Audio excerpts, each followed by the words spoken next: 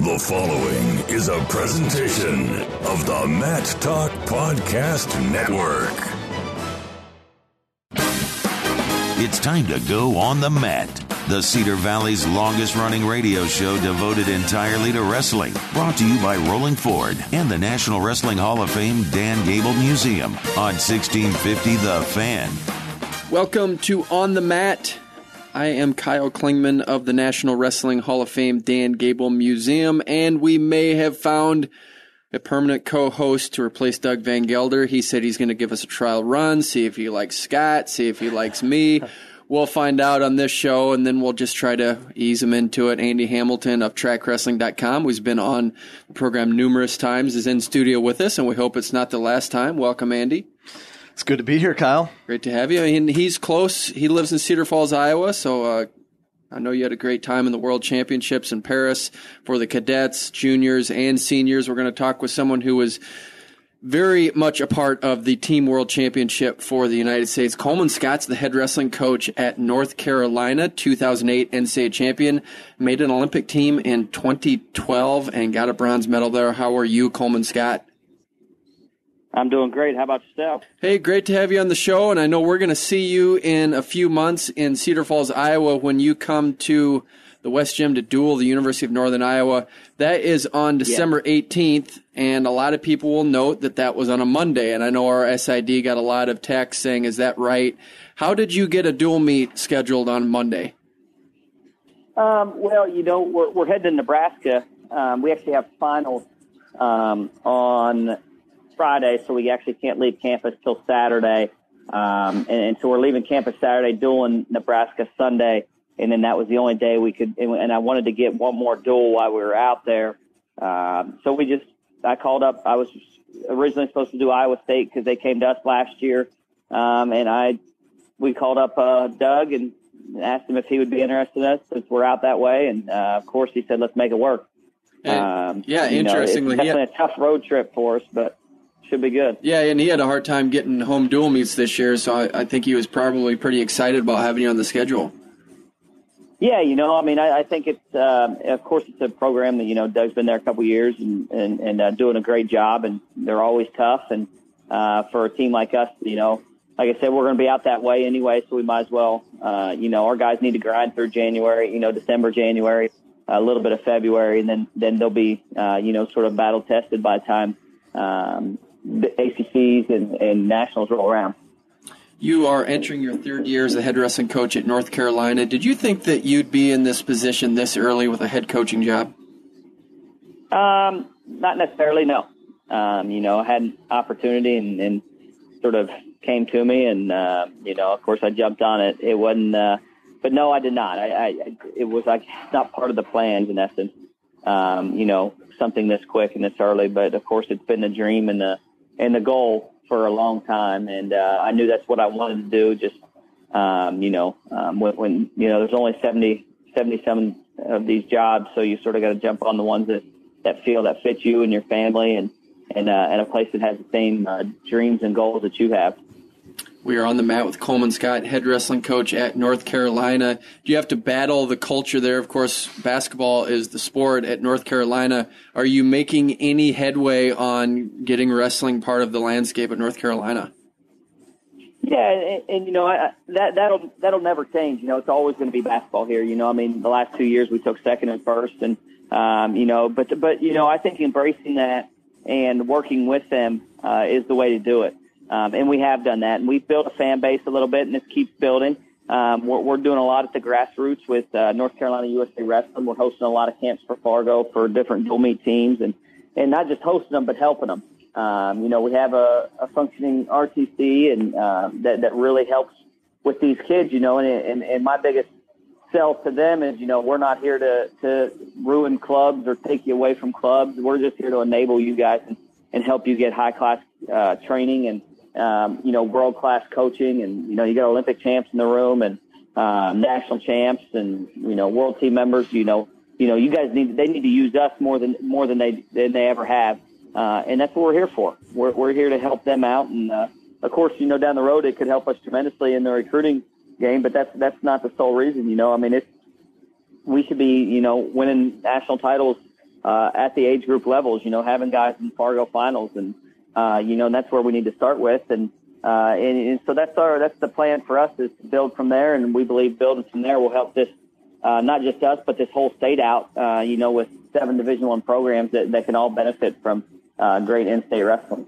You wrestled high school in Pennsylvania and then wrestled in college at Oklahoma State. Some great wrestling fans in those areas. Do you have a group of just passionate wrestling fans in Chapel Hill? We do. It's not a tremendous amount right now, but we do have a group that's very, very passionate. We have a group of alumni as well that are super passionate, and they want to win. They want to chase, national titles. They want to chase trophies. They want to be top 10. And they don't just talk about it. They're stepping up and saying, let's do this, and how are we going to do this? We trust in you and your staff and what you guys have already done, and it hadn't been much in our minds, but, they know we're hungry, and it's unacceptable to not continue to build. And I believe that we got a pretty good team this year, and definitely going to be stronger than we have been. And, we're looking at a team that could do some special things for this school that we haven't done in a long time.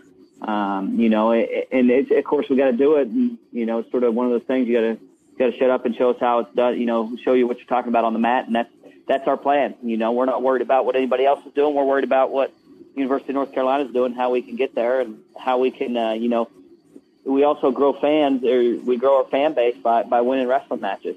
I think that's the biggest thing that we need to remember as well. It's not just marketing. It's not just this. It's also, if you win wrestling matches, a lot of people want to come and support you.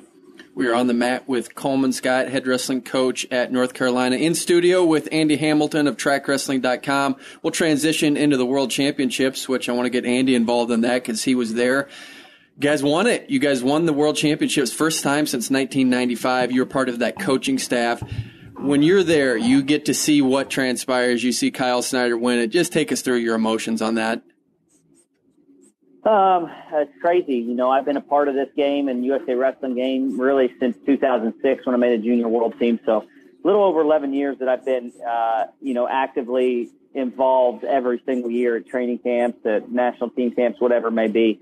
And, of course, as soon as I graduated in 2008, I jumped right onto the tours and really all the way through 16. Now transitioning into the coaching side of it, it's just it's one of those things that you always think about, you always look at. We always see these older guys come back to camp and, talk about how good their team was in the early 90s, winning a title in 93, 95, and, winning a couple Olympics, a couple people winning the Olympics in 96, and being on the home turf and being able to do that, we always just heard the stories, and it's always something with us guys that love freestyle, man, that'd be cool. That's what we want to do. That's what we dreamt of. And that's, as a team, it can't be just one of us. We've had a couple good years and we've had a couple teams that have been very good, but haven't been able to get over that hump. I mean, think about it. It took 2 champs, 2 silvers, 2 bronze, and Russia to be shut out to win by a point. The way the scoring system is, it's not an easy tournament to win.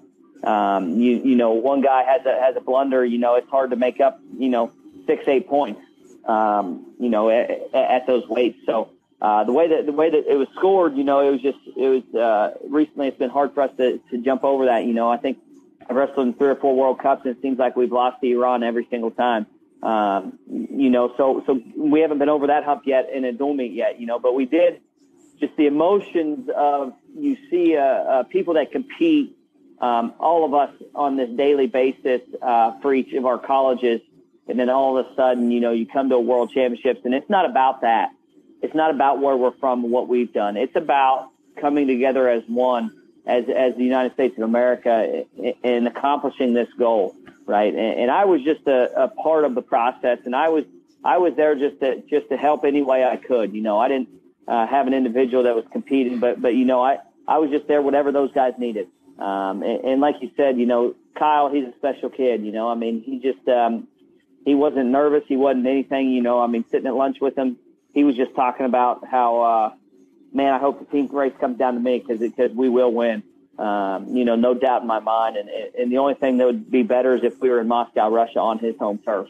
A kid that thinks like that, he embraces every bit of what he's doing, and he does it for the right reasons. It's not about necessarily winning and losing. It's about, him going out on the mat and competing to his fullest, and making sure there's no stones left unturned, per se. Hey, Coleman, it's Andy Hamilton. I had the chance, to go out in July out to the training center for the first training camp for USA Wrestling World Team Camp, and I think one of the coolest things about being out there the couple days I was there was seeing Jordan Burroughs and you working with Jordan Burroughs and Zane Rutherford on the Friday morning there. And to me, what was really interesting about that is you got the most accomplished guy in the room, and he seems like he's all ears. And here we are. He's going for his fifth world and Olympic title, and still learning. I just wanted to hear your thoughts on having the chance to work one-on-one with Jordan and what it's been like to see his journey, because you guys were on the same Olympic team in 2012. Yeah, Jordan and I've been touring around the world sort of together for since he got out of school in 2011, and so we were that, we're good friends, we're good buddies, but also we respect each other, and what we have to say, we're always going to be listening to each other. And one thing for us, whether it's as a coach for me or as a competitor for him, one of our things we always tell each other is never shut off your mind, right? You want to be the best in the world. You want to become the best in the world. You can never shut off your mind, because there's always an opportunity in front of you to learn something new. And it might not be completely new. It might be something very minute, something very small that you just haven't thought about, that we think in a different way. And that guy right there, man, you never seen, like you said, this guy going for his fifth world Olympic title, and he's the one asking probably, 60% of the questions at the World Camp. He's sitting in the circle. He's all eyes, all ears, asking, picking everybody's brain in this situation. There's areas of our wrestling that we're not the best in. And when you identify that and find the person that is and ask them what they think, and how they can, you can be better. That's where we start jumping levels. And he's probably, if every little kid could sit there, or every kid's parent, in essence, could sit there and watch one of those practices and watch him and Kyle and Logan and James Green and Jaden, they're asking questions every single practice, and that's not having an ego. That's just, hey, I want to be better at this position. I want to be the best in the world, and that's their goal, and that was their mindset. And that's all he was focused on, was just, how can I better myself each and every time I walk into this room? No matter the scenario we're working, I will be the best, and I'm going to make sure I get somebody that knows it maybe a little better than I do, or somebody that sees it a little different than I do, and we're going to make it the best for me. Coleman, we have to take our first break, but we'll be back more with Coleman Scott next on the mat. Log on and listen online at 1650thefan.com, the online home of 1650 The Fan.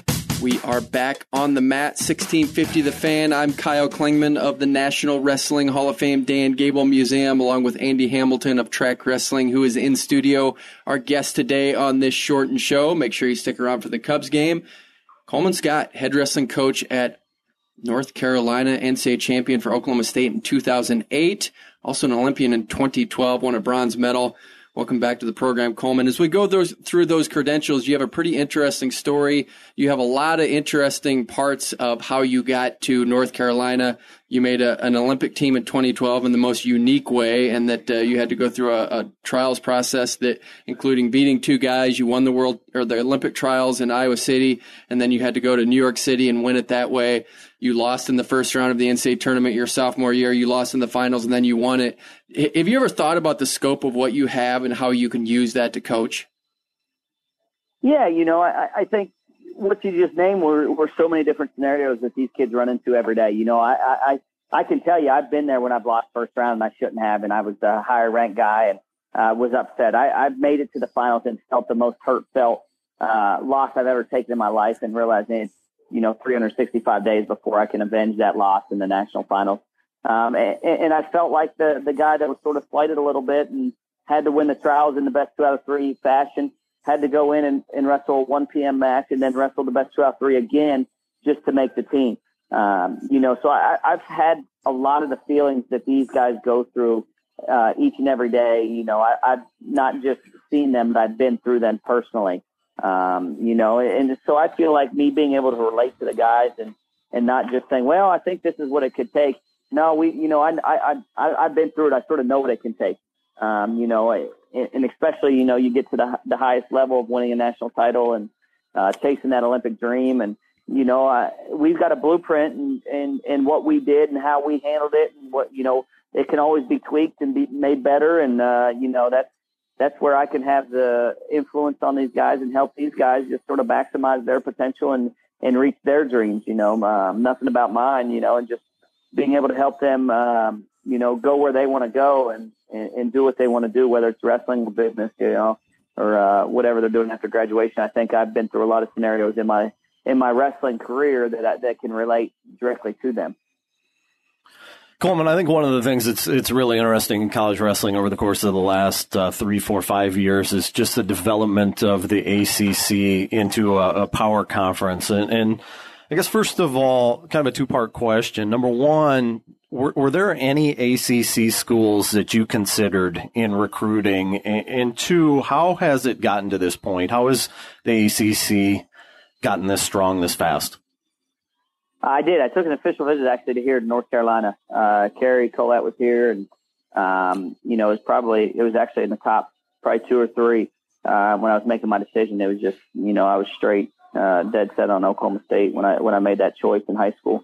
But how has the ACC gotten better? I think you got to look at the top. I think you got to look at the ADs that we have. I think that they realize that we can, you know, they can compete at the national level.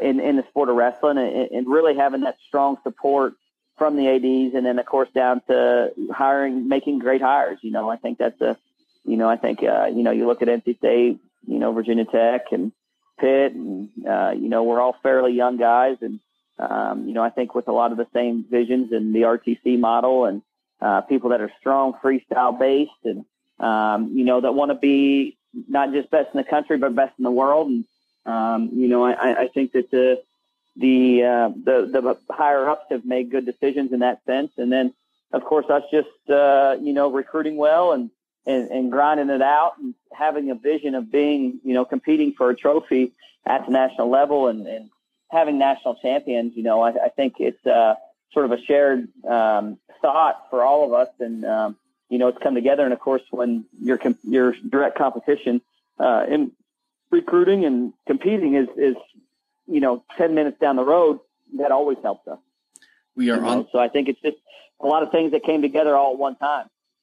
We're on the mat with Coleman Scott, head wrestling coach at North Carolina. On that note, do you feel like because you're in the ACC, you have to work closer with the opposing coaches in that conference? Yeah, I mean, you know, I think it's, you know, we work fairly close. And, you know, with us being, you know, like I said, 20 minutes from NC State, we do a lot of stuff in the summertime together with our RTC athletes, and you know, and I think it's showing the people that we're producing at the highest level, and you know, with them having a world bronze medalist and stuff like that. You know, I think it pays off. You know, I don't think it hurts any of us. I think it makes all of us better. You know, I'm all about competition. You know, I'll never shy away from it. By any means. And I think, you know, stuff like that can help, again, grow us at the grassroots of our state, which in essence is going to help us in the long term.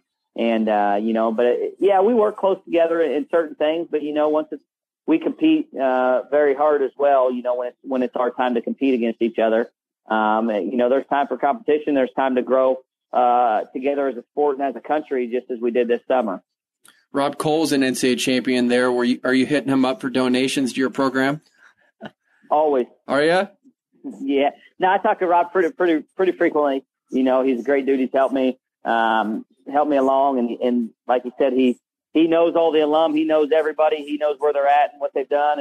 And, you know, so I pick his brain on that stuff. And of course, he's, you know, a good coach, great coach as well. And always got a team that's competing for titles and have an individual national champ. So, you know, why not pick his brain? Why not, you know, have those guys, you know, that can sort of help you in a lot of ways that, you know, they've seen a ton more than I have, you know, always wanting to again, learn from those guys as much as I can. Hey, Coleman, what kind of changes have you seen in Tony Ramos since he's been with you down in Chapel Hill? You know, I didn't necessarily know Tony very well before we brought him on, you know, of course, competed against him. And it's sort of hard to say that, you know, what you think of somebody when they're your direct competition, because it's a little bit skewed, but Tony, he's a great guy. I tell you right now that there's a couple guys that, take his shirt off for you, right on the street. And that's one of them, and he's a family man, and he is just, when I say hard worker, that's an understatement.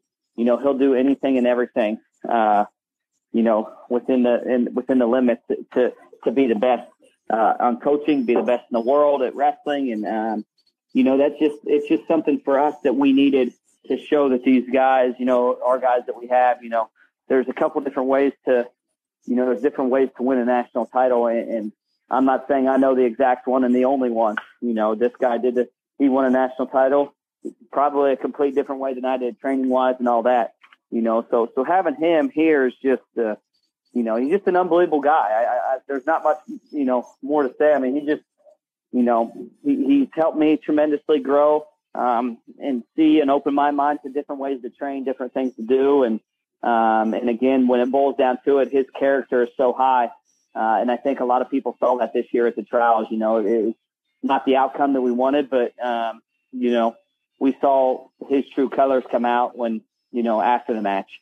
And that's what I recruit. I recruit on character. I want high character guys and high character kids. And, it's got to start with us, and what a better person to have than somebody that like that.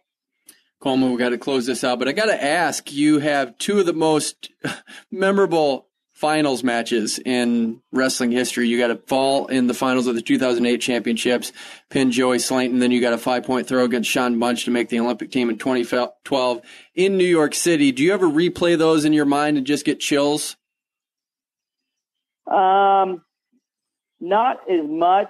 The two matches I replayed the most are 2007 national finals where I lost, and the Olympic semis. Okay.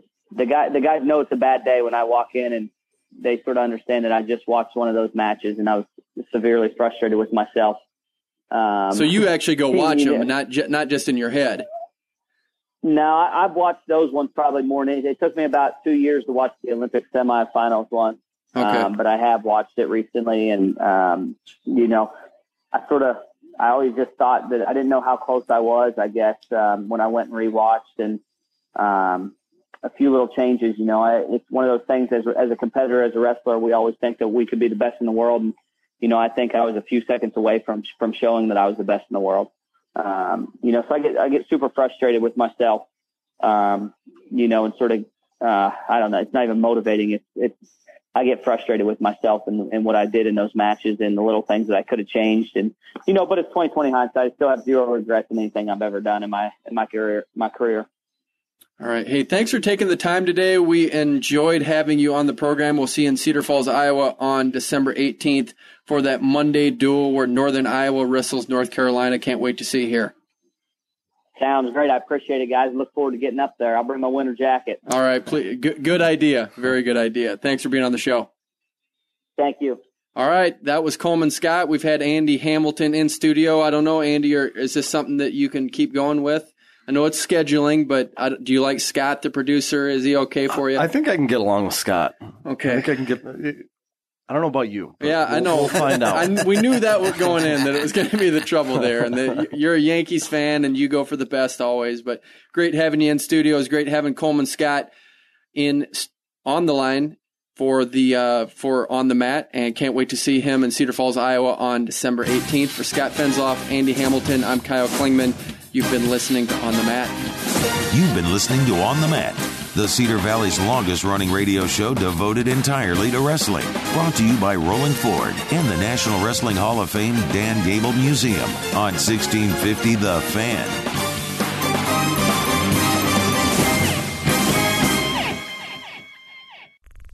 This show is part of the Matt Talk Podcast Network. For more wrestling podcasts, head over to MattTalkOnline.com.